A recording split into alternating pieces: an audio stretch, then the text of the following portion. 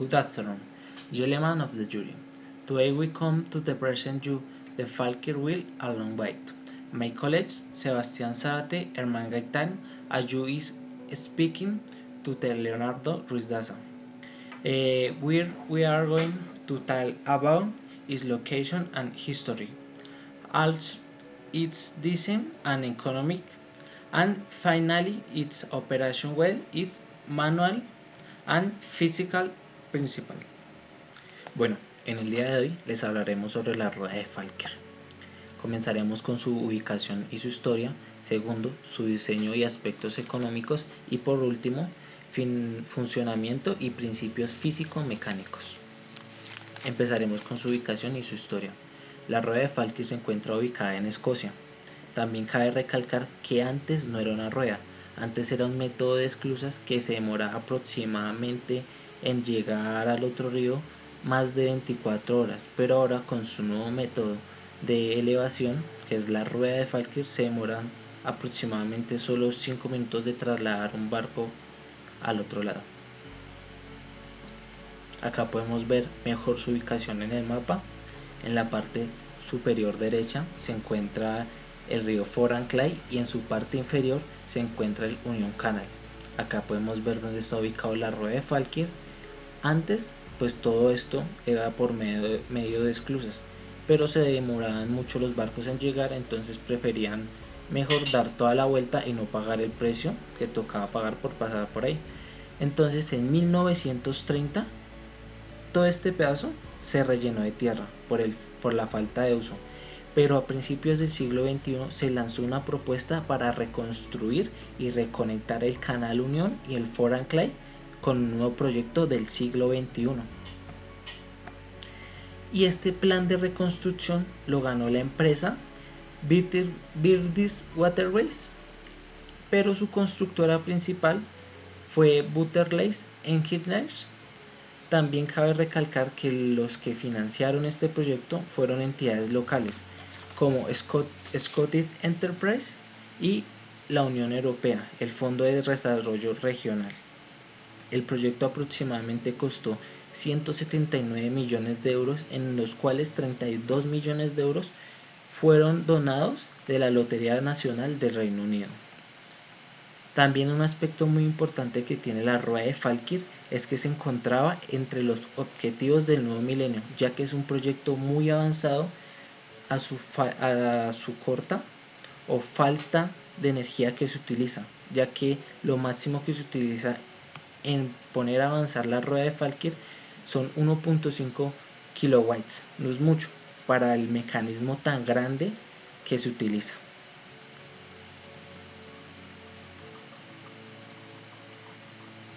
Su fecha de inauguración. La fecha de inauguración fue el 24 de mayo del 2002 por parte de la reina Isabel II por parte de su celebración de bodas de oro de la corona. También cabe recalcar que la rueda de Falkir se iba a inaugurar un mes antes de que la reina lo inaugurara, pero no se pudo, ya que por un evento o más que todo por falta de cultura tuvo un tema de vandalismo y se inundaron las compuertas de Falkir.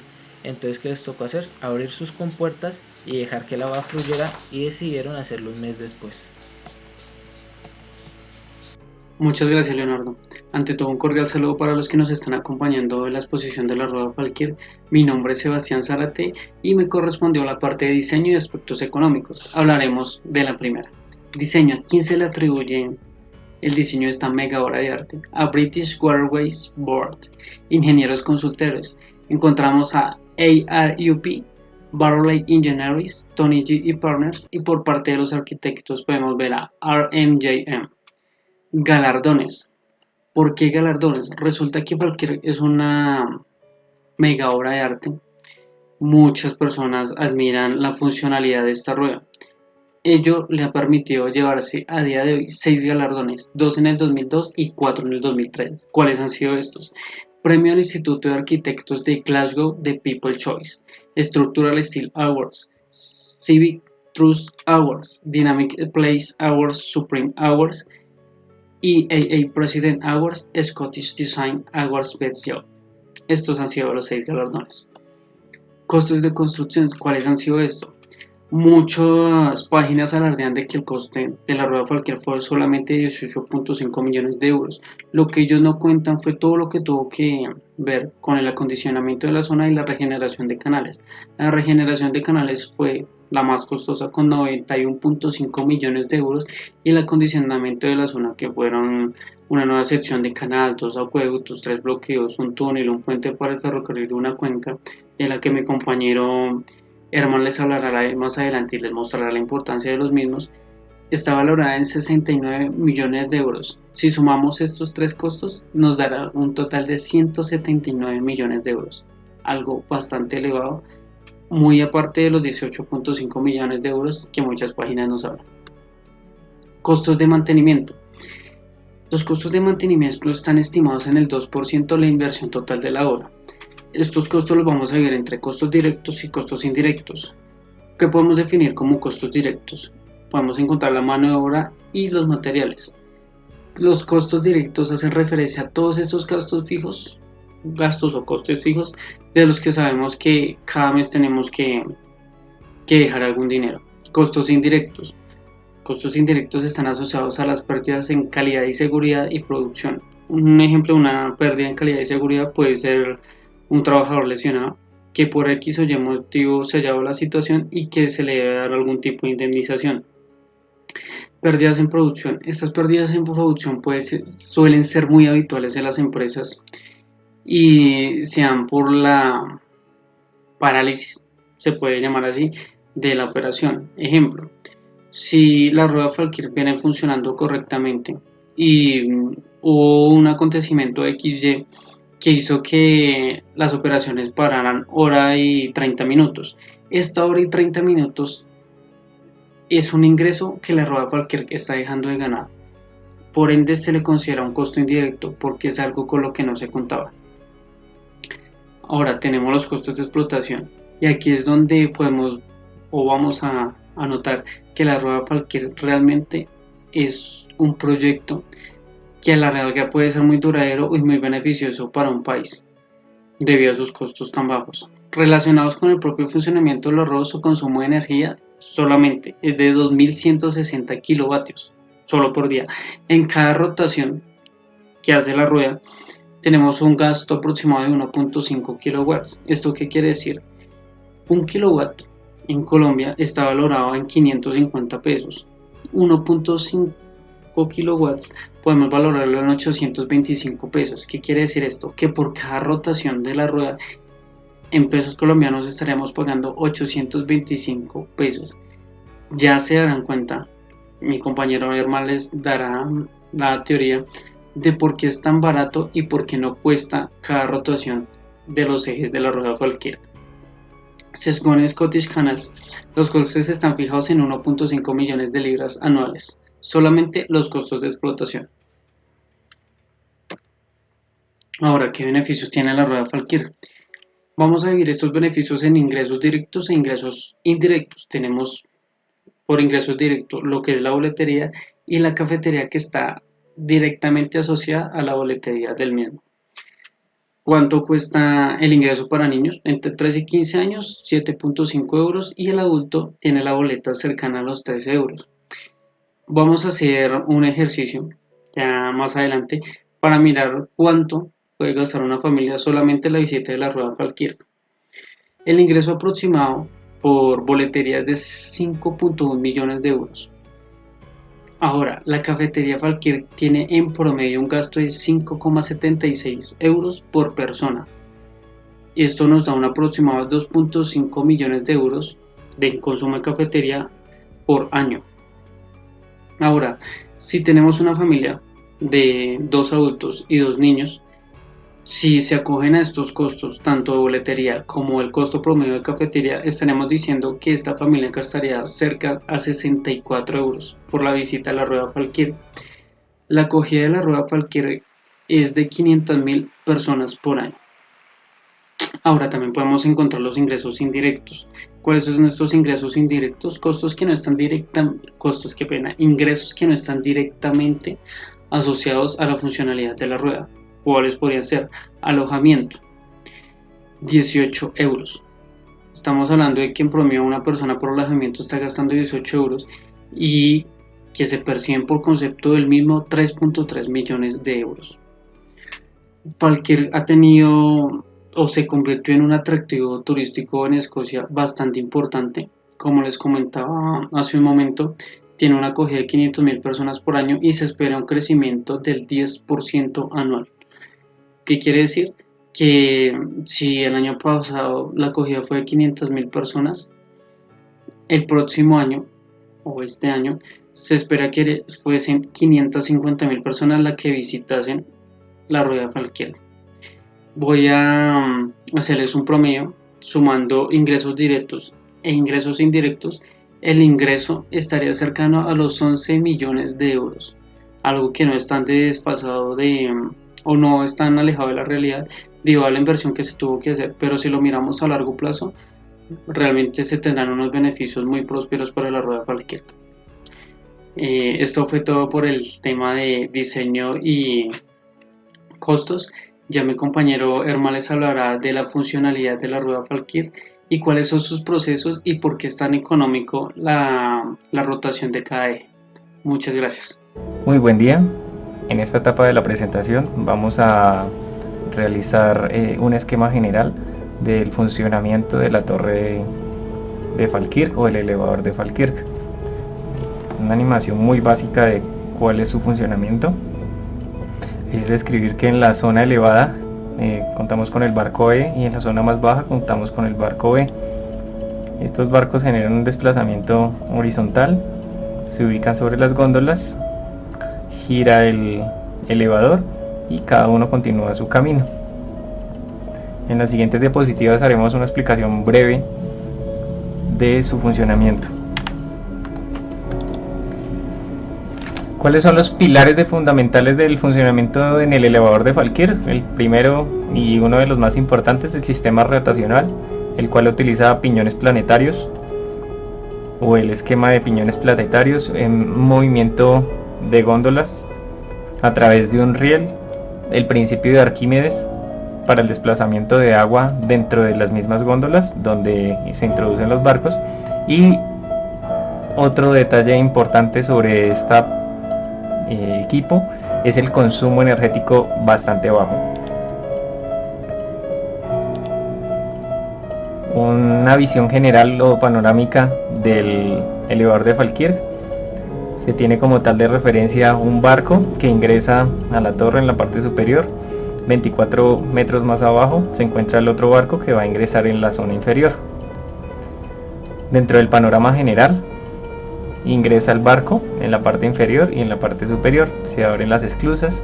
Después de que están ubicados se genera el movimiento rotacional de 180 grados. El barco que está abajo asciende y el que está arriba desciende y salen de las góndolas. Dentro de los funcionamientos y los principios básicos físico-mecánicos tenemos unas características relevantes.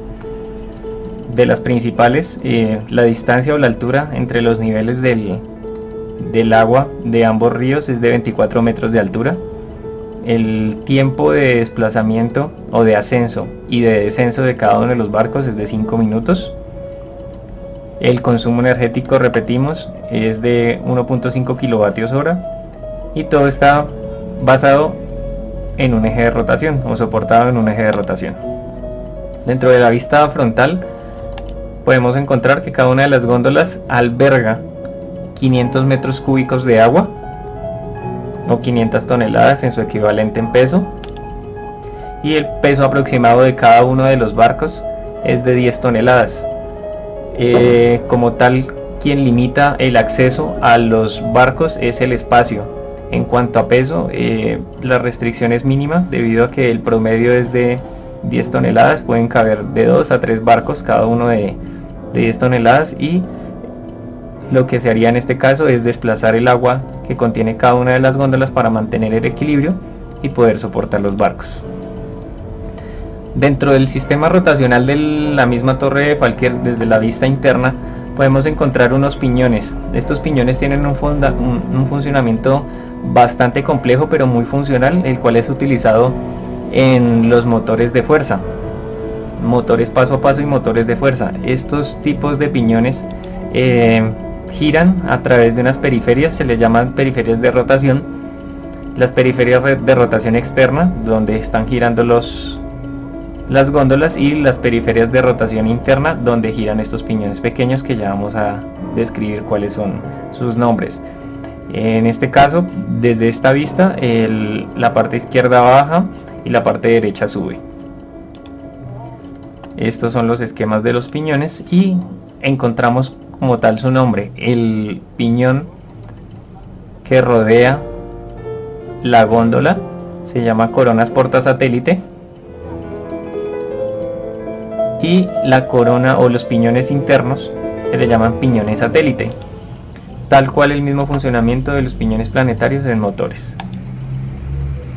Dentro del movimiento de sistema rotacional, como ya lo describimos anteriormente, ingresa el barco sobre la góndola y se van generando la rotación de todos los piñones a través de un eje principal. En esta animación podemos describirlo un poco mejor de cómo van girando los piñones a medida que va ascendiendo o descendiendo cada uno de los barcos. Este piñón está soportado sobre el piñón principal o el piñón de movimiento principal, y va haciendo un mecanismo de rotación. Por eso se les llaman piñones satélite, porque van girando alrededor del piñón principal. ¿De qué constan las góndolas y el riel de deslizamiento? Cada una de las góndolas cuenta con un sistema de riel y ruedas en acero. Si la línea punteada es el eje de rotación o la periferia de rotación y va en descenso, como lo indica la flecha, este mismo soporte contiene unos rieles y unas ruedas en acero, lo que hace deslizar la góndola a medida que va descendiendo. ¿Qué pasaría donde fuera fijo este sistema? Se inclina el barco y se inclina la góndola. ¿Qué ocurriría? Pues evidentemente el barco ya no se va a sostener sobre su posición y el agua interna también se caería al suelo. Entonces para esto es este sistema de riel, en donde sostiene la góndola como tal. Aquí lo podemos ver, mantiene un punto de equilibrio, siempre mantiene en horizontal a pesar de que se esté moviendo la góndola. Vista a detalle, estos serían los rieles de deslizamiento. Cada uno de estos rieles tiene unos sistemas electromecánicos, lo que permiten controlar el freno y el avance de las mismas góndolas para mantener el sistema en equilibrio. De esos sistemas estamos hablando en este punto. Es un sistema electromecánico con un freno hidráulico, lo cual, como su nombre lo dice, frena o libera presión sobre las ruedas para dejar descender o deslizar la góndola sobre los rieles de la misma torre. Entonces esto como tal previene movimientos abruptos dentro de toda la circunferencia, y que no se vaya a estar moviendo el agua internamente ni el barco. Entonces mantiene todo el sistema en equilibrio.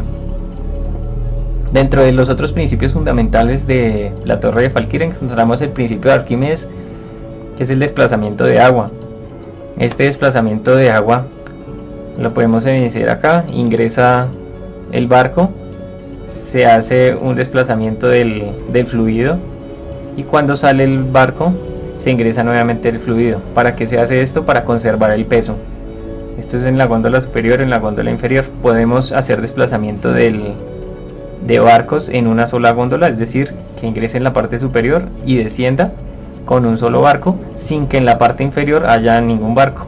Contiene la misma cantidad de peso en agua. Entonces lo que describíamos, cada uno de los barcos pesa aproximadamente 10 toneladas. La capacidad de almacenamiento de cada una de las góndolas es de 500 metros cúbicos de agua. Para este caso tenemos un nivel de referencia en los 500 metros cúbicos de agua. Cuando se ingresa al barco se realiza un desplazamiento de agua o extracción de agua para conservar el mismo peso. Entonces, en este caso, las 10 toneladas del barco equivale a desplazar 10 metros cúbicos de agua. En una vista panorámica del esquema podemos evidenciar el barco como tal, la parte operativa para el desplazamiento de agua por esclusas, la góndola contenedor y la compuerta de la esclusa. En este video podemos observar cómo es el funcionamiento de cierre y apertura de la esclusa. Ingresa el barco en la parte inferior. Se realiza el desplazamiento hidráulico de las compuertas internas de la góndola y externas que comunican al río en la parte baja.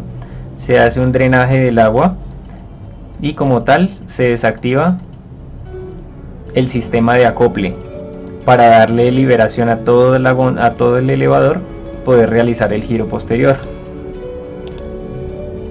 En cuanto a su consumo energético, uno de los principales e importantes aspectos de esta torre es el bajo consumo energético, y es porque todo el sistema mantiene en equilibrio.